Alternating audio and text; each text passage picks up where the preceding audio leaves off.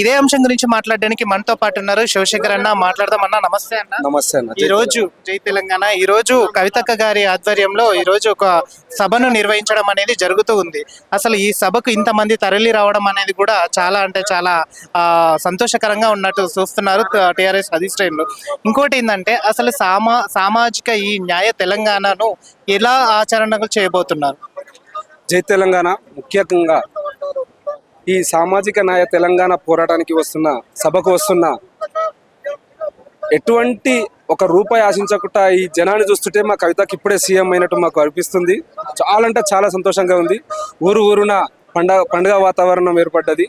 ప్రతి ఊరున చిన్న కుటుంబం నుంచి పెద్ద కుటుంబం వరకు ప్రతి వ్యక్తి ఒకటే విధానంగా నీది పేద నాది గొప్ప అని లేకుండా సామాజిక న్యాయ తెలంగాణ పోరాటం కవితక్క ఎత్తుకున్న ఈ సభకై ఎవరికి ఎటువంటి ఆపద రాకుండా మేము ఉన్నాము అనే ఈ సంకల్పమే గొప్ప సంకల్పం తీసుకొని ఈరోజు సభ చేయడం జరిగింది. ఆల్మోస్ట్ అందరు ఇక్కడ 10 కిలోమీటర్లు ఇక్కడ ఎల్బీనగర్ అంతా జామ్ అయిన ఏర్పాటు జరుగుతుంది. సో మాకు చాలా సంతోషంగా ఉంది అన్న. రైట్ అక్క, ఇప్పుడు వ్యక్తిగా నేను వెళ్తున్నాను, శక్తిగా తిరిగి వస్తా అనే నినాదంతో ఈ రోజు ముందుకు వస్తుంది కవితక్క గారు. నిజంగానే శక్తిగా వచ్చే అవకాశం ఏమైనా ఉందంట? 100% ఉంది. జై తెలంగాణ, జై కవితక్క.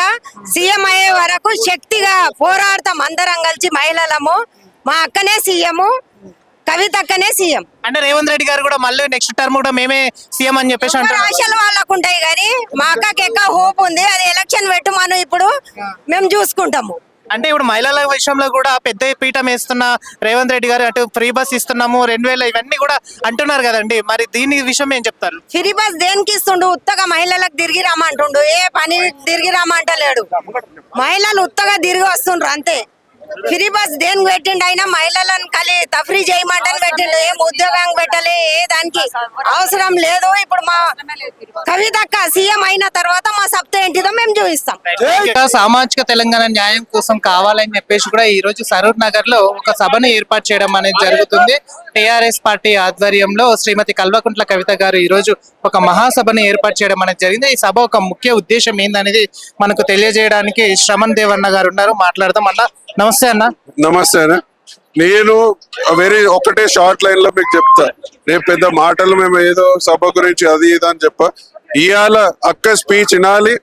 అక్క కోరిక ఏందో మన తెలంగాణ కోసం, సామాజిక తెలంగాణ కోసం ఏం చేయాలనేది అక్క ఏదైతే చెప్తున్నారో అది వాళ్ళ స్పీచ్ విన్నాకనే మీరు ఏదైనా డిసిషన్ కి రావచ్చు అంట నేను. ఎందుకంటే మేము 10 మాటలు చెప్పి ఏదో మీకు పబ్లిక్ ని తెచ్చో ఏదో చేస్తున్నామని కాదు. సామాజిక తెలంగాణకి ఏం అవసరమో, ఏ ప్రజలకి ప్రస్తుతం ఉన్న సిచ్యువేషన్ కి జనరేషన్ తగ్గట్టు అక్క ఆలోచన కంపల్సరీగా ఉంటది.